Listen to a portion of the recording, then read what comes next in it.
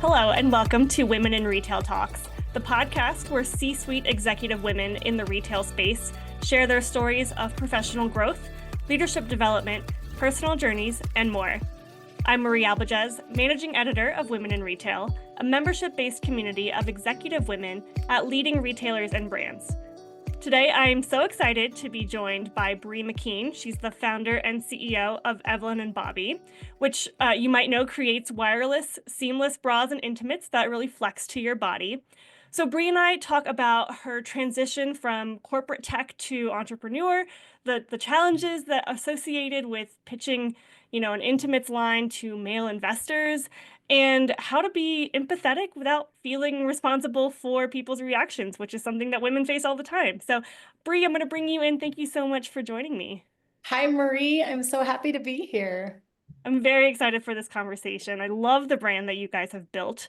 And I think I want to start with, the company's motto, which is perfectly forgettable bras and underwear, which is kind of a non-traditional approach, I think, to a Right. brand, but it's got a story there. So let's start there. Tell me the origin story of the brand and, how you came up with this motto. Yeah, well, the motto really comes from my lived experience, and that's where the company was born because I'm a 34G and I had daily discomfort from my bra. And I'm sure we'll talk more about the ins and outs of that, but I think a lot of us have daily discomfort and even health problems associated with our bra. We may not know that's the source. That was certainly my journey. But when I decided to do something about it, I really was coming from this place of, frankly, wanting to get dressed like a man. This feels great. I have things to do. Let's go. I wanted to put on my bra and underwear and not think about them again for the rest of the day. And I think that remains at the core of what we do at Evelyn and Bobbie. We are inspired every day by the belief that women deserve better. And frankly, women have more things to think about than an uncomfortable bra. So we've changed that.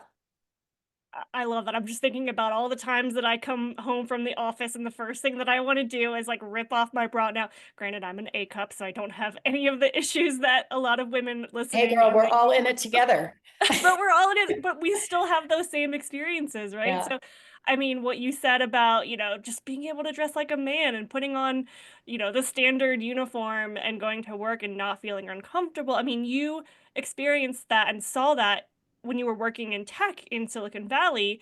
This Mhm. was, before you launched this brand, but I'm guessing there was kind of an impetus there as you're, in this corporate tech world. How did you know that this is what you wanted to pursue, that it was the right time? Yeah, well, so I had several lightning strike moments that kind of came together. I said that I wanted to get dressed like a man, but the reality was I was a young woman. I was a young managing partner at a boutique venture capital firm, and my job was to conduct due diligence on prospective consumer health care investments. And I was often the only woman in the room. And so, I was wearing the full finance lady get up with 4-inch heels and my hair and makeup and trying to look professional. And I had posture issues. So, you said that feeling of wanting to tear your bra off at the end of the day. I as a 34G, literally wanted to rest my bosom on the desk by 2 p.m. And I thought, okay, like so many women, I thought, oh, well, maybe my body is the problem. So I felt like I was slouching. I needed to carry myself with grace and poise. So I started doing bar method like 3 to 5 times a week and working with a physiologist on my posture. And this is one of my lightning strike moments. I'm standing in his office, Dr. Callister's office, after about 6 months of really working on my posture and my core strength. And he said, Bree, your posture looks great. You have arrived to good posture. And I just kind of blurted out, I said, Dr. Callister, when I stand like this, my underwire digs into my ribs. I've got these 2 pressure points and it hurts. And he said, I'm so glad you told me that. It's called the neuromuscular feedback loop. It's the same thing as a pebble in your shoe. You don't have to tell your foot to curl around that pain. It just does. And he said, go down, famous last words, go down to the mall tonight and find a bra that feels great when you stand up straight.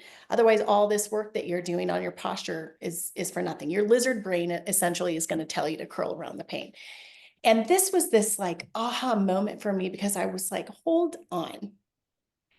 My bra is telling me to have poor posture. I mean, it touches on all of these issues. I'm trying to walk in the room like a boss, and I'm literally wearing something that I can't go to the office not wearing. And there's nothing better that exists, right? So I was like, this is not right. And then I went back to the office and got pitched like 3 AI machine learning companies. And I just remember having this thought, okay, we're living in a world where we have artificial intelligence, but I don't have a comfortable bra. What's going on here? Right. And I started researching while I had my other ostensibly dream job. And it lit a fire in my belly, because the underwire had been patented in 1931. There was really nothing going on. The industry was really focused on how you looked and having bras be beautiful and sexy. And I needed gear for life. And so, I had these aha moments, they came together. And in the end, my transition was pretty stark. Everyone in my life thought I was crazy, but my now chief operations officer, Tom Cahill, I met with him. He was a friend from Stanford Business School. And I said, Tom, tell me not to quit this job and start a bra company. And obviously he told me to do the opposite, but I quit my job. I resigned. I moved to Portland, which is the home of Nike, Adidas, and Under Armour. I knew that I needed to be around a network of performance athletic apparel so I could really implement best in class design features into this new category. And I was working as like a consumer insights consultant while I was working on my patents. And within about 18 months of researching and prototyping every night, when I was done with my day job, I went into my loft and was prototyping with an FIT design student. And it was about 18 months from quitting my job to filing the patent. Okay, so first of all, there's so many layers there, right? Like Sorry, it's a just mouthful. having to be that like performative, act like a woman in this male dominated field while also just like being in pain, and then starting the idea of, creating this product that is going to help women in, again, a male dominated field where they won't necessarily experience that. I mean, there's so many layers there. I love that. So when you finally go to like launch your business all together, and there's no other jobs taking your time, right? Walk me through that kind of growth process from then until now. Well, getting funding was critical because our products are very technical. We share our entire supply chain with Nike and Adidas, right? Like we truly are using the most advanced four-way stretch and bonding on the planet. There are very few manufacturers that can make the kind of molded product that we make. Like when you put the product on, it feels like a second skin. It's really different than anything else in the market. And that was the vision. So getting funding was necessary. And coming from the investor side of the table, I knew that I was going to need IP. I knew I was going to need intellectual property to raise money for a women's product company. That was a challenge. There were a lot of no's, a lot of hard meetings. But it's been, so let's see, I got my patent in 2014, got initial funding in 2015, launched a product that totally tanked and almost killed us. In 2017, it was, we were learning as we go. And then in 2019, we launched the first bra in this collection of bras. And that was the Defy bra in 2019. And that one immediately started selling out. And, from there, it's been high growth mode. Definitely all the challenges that come with being a fast growing product company. And also a challenge unique to us is that we're really meticulous with design. I believe in doing few things well. So we didn't have a successful product and then merchandise like hell, like a lot of companies do. We have, I think 8 core bra styles right now. And so we took a different thesis of doing few things well, but it's worked. Mhm. Yeah, I mean, that just speaks to the different paths of growth that you can take, right? Like you could have sacrificed design for, creating multiple merchandising opportunities, and instead you went the like meticulous design route, which I love. Let's talk about pitching to investors. Yeah. Because again, a unique challenge for you Yes. all is the fact that you're pitching a female intimates brand to investors who are most commonly male, who Yeah. maybe have never worn a bra. Maybe they know someone who has worn a bra, but again, women, hopefully a little bit more now, but in earlier years, did not share the pain that they are going through when it comes to their selected bra. So challenges related to, how do you pitch an intimates brand to investors who are probably mostly male dominated? Yeah, and I'll try not to be too cynical, but I think you're right. Investors tend to invest in what they know, right? So we're pitching a category that for male investors they've never experienced. I will tell you that I definitely took several meetings where the investor at the close of the meeting said, "Well, I'll talk to my wife." And I said, "That's your due diligence process? Maybe I should be talking to her." Obviously that's not their due diligence process. But I found myself in meetings, spending the bulk of the hour trying to justify that comfort was even on women's radar. Hmm. And I think that's a result of, decades of an industry where, the major players were more marketing companies than product companies necessarily. I've tried to put it into few words what the metaphor, if you will, of the industry was when I showed up. And I call it the woman as cupcake, to be decorated and consumed. And I really wanted to turn that paradigm on its head. And so eventually I started giving investors homework. I would ask them to speak to at least 4 women and ask them these 4 questions.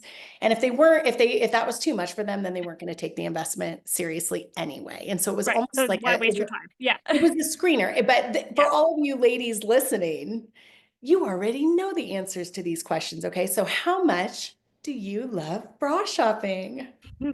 On a scale of 1 to 10. Not at all. The answer is we hate it. And number 2, how many bras do you own? 10 to 20. You got a big old drawer full of bras. But number 3, how many do you actually wear? Right. So you wear one. You wear There's that. one. You wear Hanging that on that. one that's probably Yeah. 6 years old that you Yeah. feel kind of guilty wearing because it's all stretched out, but it's the one that you can tolerate. We call them the ugly, comfy bras. And then number 4, which every woman knows the answer to this question, how do you feel about your bra at 6 p.m. on a Thursday? Right? It's your enemy. And so and actually, I will tell you, Alfred Lynn, I had the honor of meeting with Alfred Lynn at Sequoia. And he not only talked to 4 different women, he or someone on his staff came in with like a spreadsheet of answers to these questions. And, clearly, I mean, it was such an elegant person, Alfred Lynn, but it was very clear to him that those answers were ubiquitous and that there was a problem in the bra industry. And, I think you have to stand in your investor's shoes or in a prospective investor's shoes if you know that your product isn't something that they use and are familiar with. And so I do think you have to, like all things, when you're an innovator, you also have to innovate your pitch if you're in that place. And so that's what I did. I think at the end of the day, there is so much luck, and I am super lucky. I ended up teaming up with the most perfect, amazing investor that I possibly could. We don't disclose who that is, but I'm truly a partner to me and to the brand. And so it all worked out in the end, but it was definitely an adventure. That's great. And I love what you said about, those four questions can potentially weed out anyone that you wouldn't necessarily be compatible with to work with because, they're either not going to do the due diligence, as you said, they're not going to take the time, or they're not going to take you seriously. So I'm really glad that Yeah. you found an investor that was willing to do all of that. And this is also a call for more female investors, right? Like we've seen that grow very, very, very slowly. But there's always a need, Yeah. because they're going to be getting pitched products and ideas that a male-dominated investor isn't going to see, right? Yeah. And Marie, when you're an entrepreneur and an innovator, I mean, I identify as an inventor at heart. That's product is what I love. There are so many opportunities in women's products to make better products because there has been such a long-standing shrink it and pink it mentality in what makes a good women's product. And so, I really encourage folks out there that are in mechanical engineering or product design. I mean, there's just so many untapped opportunities in women's spaces. I want to go back to something that you said briefly, which was that you got lucky in finding your investor. Let's talk about that for a little bit because I was just listening to a podcast with Guy Raz from How I Built This. He was interviewed by Dan Harris from 10% Happier, which is one of my favorite podcasts. And he said, out of all of Guy Raz's successes and also all of the people that he's had on his podcast, their successes, so much of their success comes from pure luck. So I'm going to turn the question around on you. How much would you say luck plays into an entrepreneur's success? What is the phrase? Luck favors the prepared. I mean, Marie, if I'm honest, I'm kind of hippy dippy about this stuff. I really believe that if you are, call it the law of attraction, call it whatever you will, but if you are really focused on something and working on it and praying on it and putting opportunity in your path at the same time that you're showing incredible tenacity and hard work and willingness, magic happens. Magic is actually one of our company values. It's power, magic, and discernment. And magic is the one that you can't always put your finger on. But, to speak to my investor, so when I pitched to my existing investor, man, very accomplished investor. He had just been to a very long black tie event where he was wearing suspenders. And when I talked about the pain and discomfort that I had on a day-to-day basis in my neck and shoulders, he leaned in and he said, I just had this black tie event and I was wearing suspenders. And oh my God, did my neck and shoulders hurt by the end of the night? Is it like that? And so he got it. And I said, yes, it's like that. Imagine if you had to wear those suspenders every single day. That's what we're doing, so there was a connection there. And then there were many other connections that made it a really amazing investor relationship. But I do think that there is magic in the universe and there is magic in entrepreneurship. So you can call it luck or you can call it magic, but it's the result of what happens when you have endless optimism, endless hard work, and endless tenacity towards something. I believe that the universe colludes to move things in your direction. So, with that mindset in mind, how do you move forward when the magic just isn't there for whatever reason? You fail, you get rejected from 10 investors, Yeah. your product name the reason. Too many to Entrepreneurs, name, Marie. Too yeah, many to name. Yeah. entrepreneurs face these kind of challenges all the time. If what you're saying is true, and I'm not discrediting that, I believe everything happens for a reason. Everyone can believe what they want, whatever, Yeah. greater power you believe in. But in the times when you aren't as lucky, how do you keep that optimism going to tell yourself, okay, this wasn't meant for me, this wasn't the right path for me. How do I move forward? What a great question. I mean, there is so much to be said about grit and tenacity. And I will tell you that in many ways, you have to have selective memory. I remember my wins a lot more than I remember the no's and the closed doors and I try and have a mindset of gratitude for my mistakes. There is no entrepreneurship journey without devastating mistakes. And when you're the CEO and you're the founder, everybody looks down the table. Guess who they're looking at? At the end of the day, everything that happens at your company is your responsibility to lead. Now, certainly you can't do it alone, but when you hit those no's and those hard times, you have to be close, so close to your vision. Your vision has to be so clear, right? That the vision is the most real thing. And that door just becomes the next challenge because your vision is on the other side of it. So I know it sounds very cheesy, but it really is about tenacity because so many people drop out. I mean, I can't even tell you how painful it was. We spent a significant amount of funding on the wrong product. I didn't listen to my gut. I knew it wasn't ready, and it truly almost tanked us. And I could have said, okay, boy, I tried, it didn't work. Go back and get a job in finance. But I didn't. I looked at so many other entrepreneurs that failed forward. And I said, okay, this is my opportunity to learn. Now, if you make a mistake and you don't learn from it and you make it again, you might be on a path to failure, right? It's about learning. And so I used the failure of my first product as a roadmap for what to do differently next time. And it was the roadmap. It was the unlock. All of the things that we did wrong, if you will, for that first product held the secrets to what we needed to do right.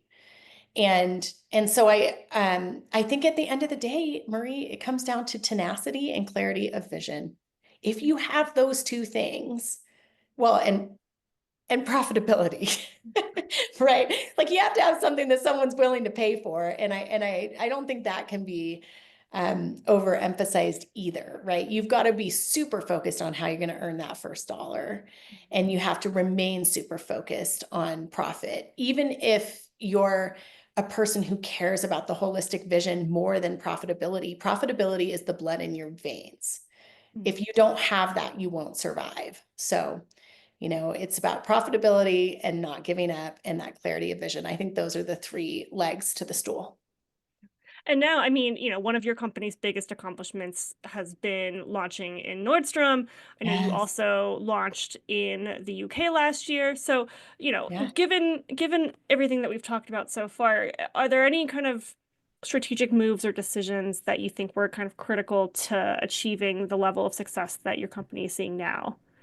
My secret sauce is the differentiation of the product. And so my focus has been getting decision makers in the product. Because you might think that you've tried something like Evelyn and Bobbie before. We have 6 fully issued US utility patents on our underwire alternative. That's the structural support. Utility patents protect how something works.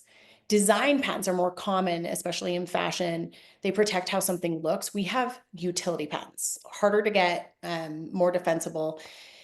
And so that is really the unlock for stores, is getting the decision makers in the product. And I can tell you with every single one of my key accounts, my big stores, that has made all the difference, because when they can experience the product and they realize, what did I have? I had one, I can't remember who it was, but one of my buyers said that they wore the product and were halfway to their car and panicked because they thought they had forgotten to put a bra on. So they just had this like moment of panic. And that's the win, right? Mm-hmm. If they can experience the difference, then they can have confidence their customers will experience the difference. And yeah, launching in Europe has just been we started with some boutiques. I love boutiques. I love locally owned mom and pop shops. I'm a big believer in those. So we've got over 300 bra boutiques in the US. and just a handful so far in the UK, but we're launching in John Lewis in March, which is really the premier bra retailer in the UK. So Nice. Congratulations. That's thank awesome. you. So excited. That's Yeah, great. I'm gonna fly over and train all the salespeople myself because I Oh, that's just awesome. win it. That'll be great. Okay, so in the few minutes we have left, I want to kind of pivot to you and how you like to work, how you like to lead. Yes.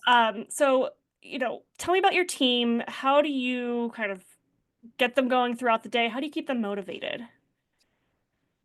The key, first of all, I have the most amazing team in the world, and we're a super fast growing team, and everybody has a fire in their belly and a light in their eyes. I think staying close to the vision is key. I think that people join Evelyn and Bobbie because they can see that we're making an impact in it's culture change at its heart. We're changing the standard for women, right? I have a 3-year-old daughter and a 14-year-old daughter. They will never be uncomfortable in bras because comfort is our baseline in our house.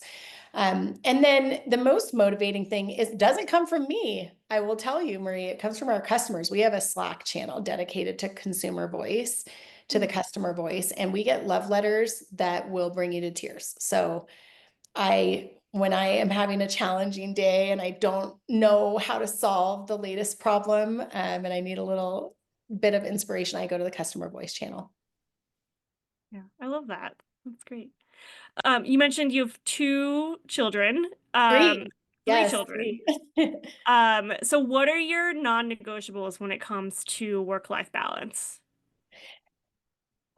It's ever changing, but dinner with my family is a big non-negotiable. We cook, we don't eat out. We live in the middle of nowhere. My husband's a cattle rancher, so we cook together and we sit down at the table every night and we hold hands and say gratitudes. Even our little 3-year-old, sometimes it takes her 10 minutes, but we just let her go.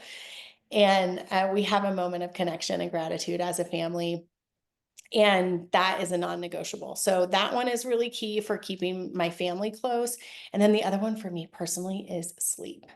I think coming out of Silicon Valley, it was almost like people would make these competitive comments on how little they could sleep. And that was used to be something that people would brag about. And I think there's just so much more knowledge now about what a superpower sleep is. So I really try to get 7 hours of sleep every night if I can. Makes a big difference. That's great. So if you're in the middle of nowhere, I'm assuming your team is fully remote. No, partially remote. So we do Okay. have a headquarters in Portland where the product development team is, and I'm there pretty frequently. And then, my team is getting together in New York for Market Week, and we end up being together, not all of the team, but some of the time. But yeah, it is growing, and I will say we learned a lot during COVID about how productive remote teams can be. You do have to work harder to stay connected and maintain relationships, but it is amazing to be able to open up to a national talent pool, and that Mhm. has meant a lot. Yeah, I think it's a topic that we at Women in Retail hear about all the time. I think, Mhm. what we're 5 years in and we're still having the like hybrid remote debate Yeah, and how do you, work with teams from both. So that's interesting to yeah, hear that you guys have seem to make it work. yeah. And the last question I have for you is kind of full circle, if you will.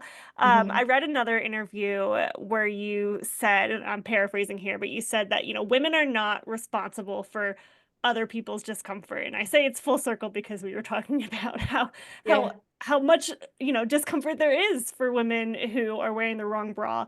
So, I think your point there, and correct me if I'm wrong, is that, we're always apologizing for things that aren't our fault and we're worried about how we're going to make other people feel. And as a female leader, you Mhm. talk to a lot of people all day long of all genders. You take on a lot of those responsibilities. How do you combat that kind of responsibility that one might feel over other people's discomfort? Yeah, well, what a great question. And it's good for me to hear that again, right? Because I think it is constant. It brings to mind, Marie, did you ever hear about the Heidi Howard Roizen study from Cornell. It was like the early 2000s. So Wow. I'll try and say this very quickly. So they did a study with, I think it was like a Harvard business school case study. And it was about, I think it was like an aggressive turnaround of this company. And they did profiles on the business case did a profile on the CEO. And then they did two groups. And in one group, they had the name Heidi Roizen as the CEO. And in the other group, I think it was like 1,000 people, 500 in each group, it was Howard was the CEO. So every other word in the business case was identical. And universally across the board, both Heidi and Howard were found to be competent.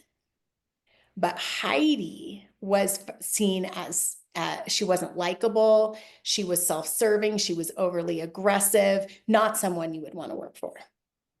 Whereas Howard was much more appealing. He was just a shrewd businessman.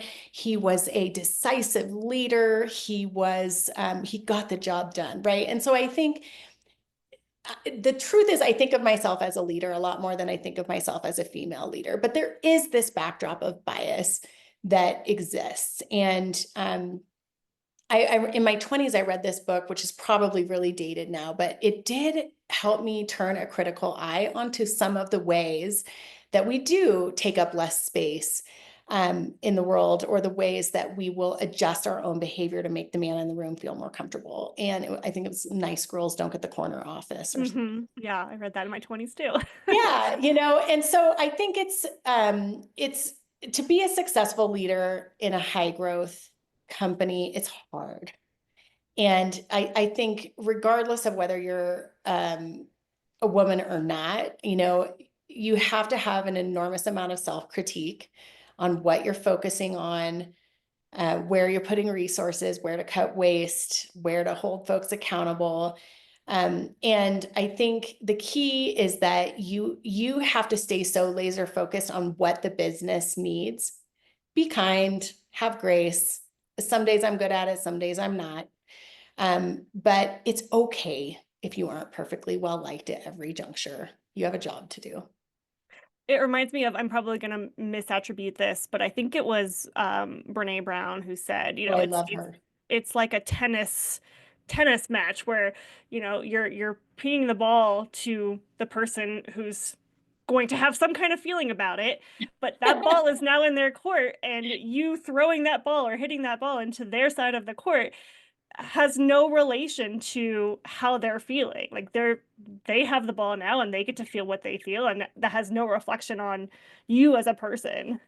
Yeah, she's so brilliant. Yeah, I think she's the one that also said, there's no 50-50 in relationships. I'm 100% responsible for me and my feelings, and you're 100% responsible for you and your feelings. Yeah, I love her work. My husband and I actually follow her work quite a bit. She's got so many useful tools, but yeah, I'll tell you, entrepreneurship, it's not an easy journey, but it sure is fulfilling to be able to imagine a product and bring it into the world. And I just feel so incredibly lucky every day that it's resonating with customers, and that we're exploding, and so many more women are betting on us with their dollars. And I'm just so grateful.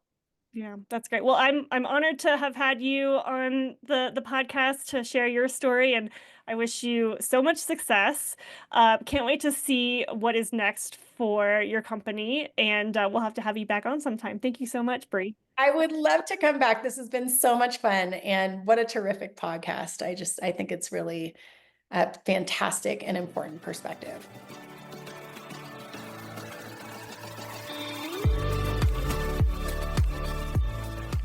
Thanks for listening. For more information on this podcast, please go to womeninretail.com/podcasts for show notes.